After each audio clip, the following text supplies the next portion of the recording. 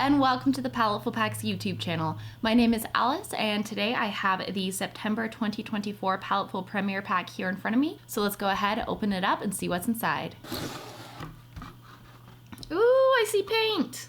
So the first thing I'm seeing in here are these acrylic paints. So let's pull these out. Okay, so you're going to get 4 colors of this golden high flow acrylic. I got Prussian blue, which is one of my favorite colors, Naphthol red medium, Indian yellow hue, and titanium white. So we have a really great little selection of primaries here plus white, especially with that Prussian blue. We'll be able to make some really dark darks as well. So this is going to be a perfect selection of colors. So this is a high flow acrylic, so it has an ink-like consistency. So it's got real versatility in it because you can actually use these in like an airbrush. You can use them in a refillable marker or a dip pen.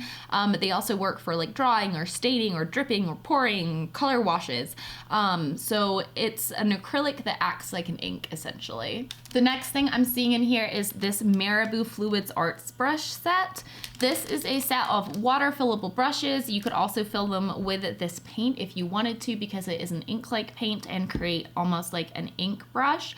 But there's going to be a flat 5mm in here, a round 4mm, and a round 3mm. So we get a nice different variety of shapes and sizes to work with in here.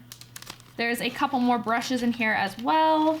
We're going to have this lovely little detail brush here. This is going to be by Princeton. It's a 2/0. So really nice, teeny, tiny little brush here. It's going to be made of a synthetic sable blend. And it's an acrylic or watercolor brush. So it should work great with the thin ink-like consistency of the acrylics that we have. Then we also have a Robert Simmons size 10 flat brush. This is going to be a blend of synthetic filaments and Reg Polinsky, and it's going to be great for kind of like holding that ink in the bristles. These are really absorbent paintbrushes, so they'll hold on to a lot of paint. Then we have some canvas panels down here by Daler Rowney. This is going to be a 3-pack of 5x7 canvas panels. So perfect for some fun little like kind of studies and things like that. We have a cute little Paletteful sticker here where it's like a tattoo heart. And then finally we have a stretched canvas in here. This is an Art Alternatives 8x10, good for traditional painting techniques as well as mixed media. And it's going to be great because this is like an ink, but it is an acrylic, so it's going to work great on this canvas. Okay, so this is everything you're going to get in this month's Paletteful Packs. We have our 4 colors of golden high flow acrylics. Golden acrylics are super high quality, very pigmented, and these are going to be the high flow ones, so they are more of an ink consistency. I have Naphthol red medium, Prussian blue hue, Indian yellow hue, and titanium white. We also have our 2 traditional paintbrushes. We have the Robert Simmons Sapphire size 10 flat and the Princeton 2/0. Then we also have our set of water brushes from Marabou, as well as our cute sticker and 2 surfaces. So let's go ahead and start playing around with these. Okay, so I'm gonna start by playing around with the paints quite a bit because I really want to see how the consistency is and how they I don't know, how they feel and how they mix and how they blend. So I started by making the entire canvas damp with a spray bottle. And then I used the large brush to start putting paint directly down onto the canvas. And at this time, I wasn't sure if I was going to like turn this into a painting or not. So I kind of had this sort of sunset-y vibe in mind, maybe with some clouds, but that's not where it ended up going at all. This is not a painting. It's not really a swatch. It's more just me throwing down paint onto a canvas and seeing what happens. So I started splattering some paint onto the wet canvas, some white paint, and I thought that looked pretty cool because it was kind of pushing it out because the paint is really thin. So then if you dilute it with water and then you add more of the ink back in, that ink that you're adding is then thicker than what you've diluted with water, and it will kind of push it out. And at this point I was like, oh, everything's really wet. Let's, twist it around and blend it around a little bit. So I kind of tilted it, and then I started just dropping white in there, and I started creating this kind of cell looking effect. And I thought that looked really cool because it was kind of pushing together but not like merging. And so I was like, ooh, let's play with this. So I then started going in with the inks and creating little dots like inside of the little cells. And I don't know, I thought it was really fun. I was kind of felt like I was doing paint pouring or something like that. And this was looking really cool. I think that if I had let it dry this way, it would have looked really cool. But spoiler alert, I didn't. I, again, was just playing around with how things would work.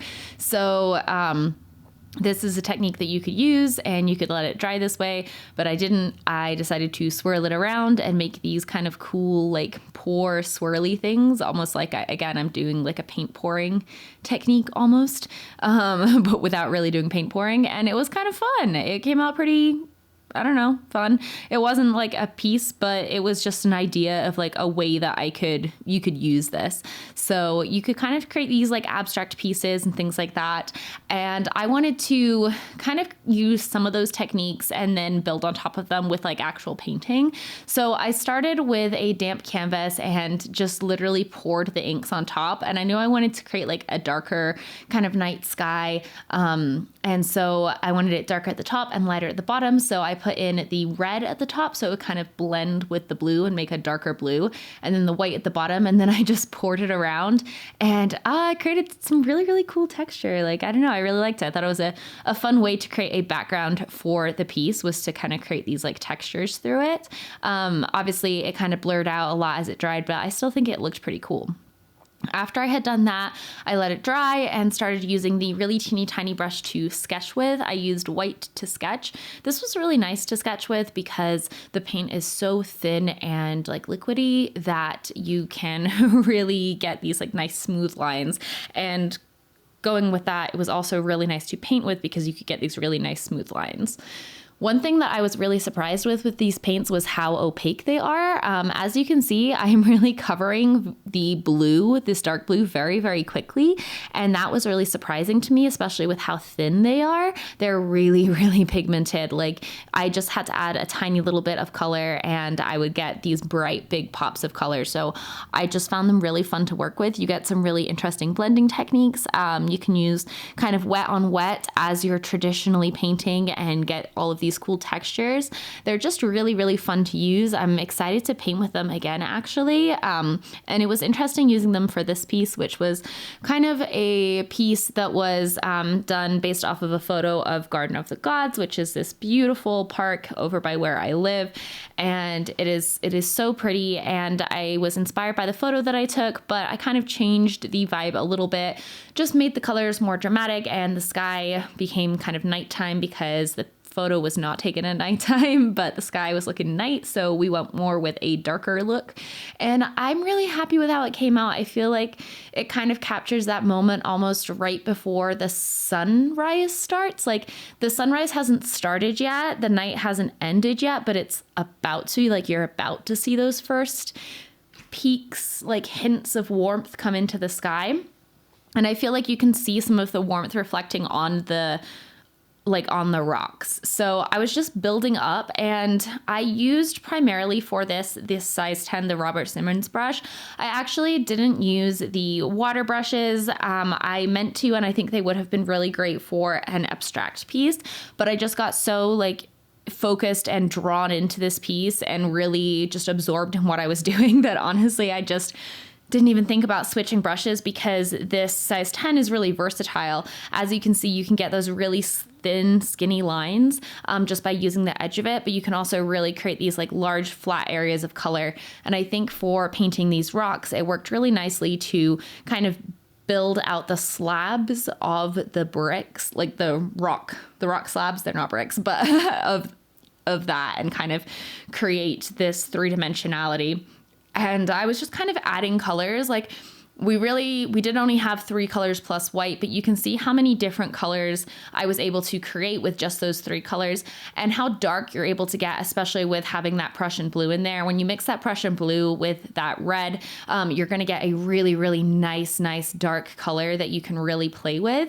If you add a little bit of yellow, it's going to lean more of a dark brown. You can add a little bit more red, make it a little bit more of a dark purple, keep it more of a dark blue. But either way, it's going to give you a really great dark color that you can create a lot of contrast with.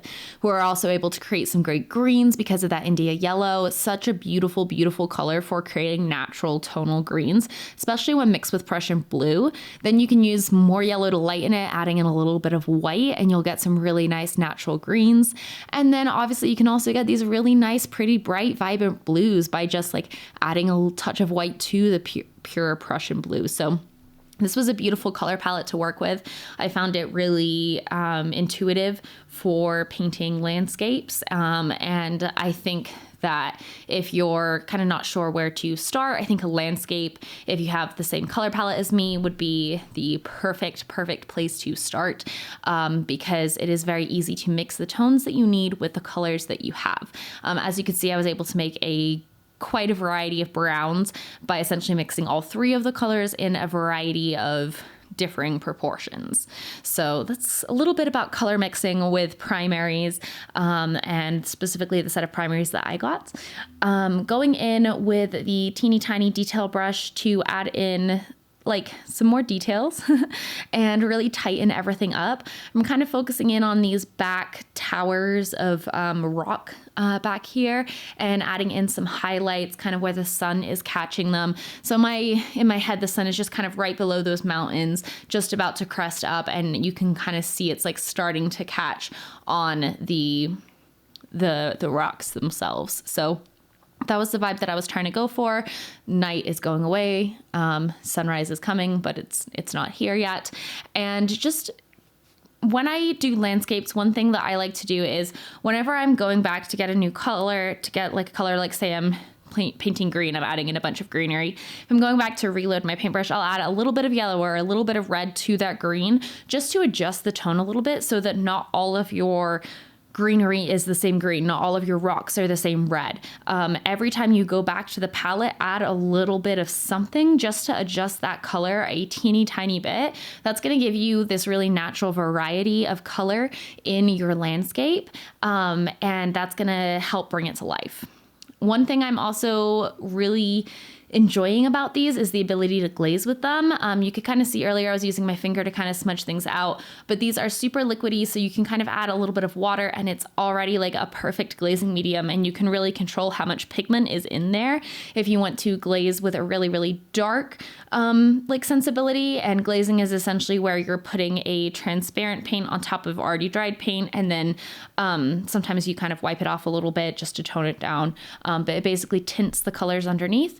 And these are really, really great for that. So I'm using that a lot to kind of tint some of the darker colors and adjust things like that. So that's another recommendation I have for you if you choose to go the route of kind of painting something a little bit more realistic. I do think these would also, as I kind of demonstrated a little bit earlier, be really fun for more of an abstract piece as well.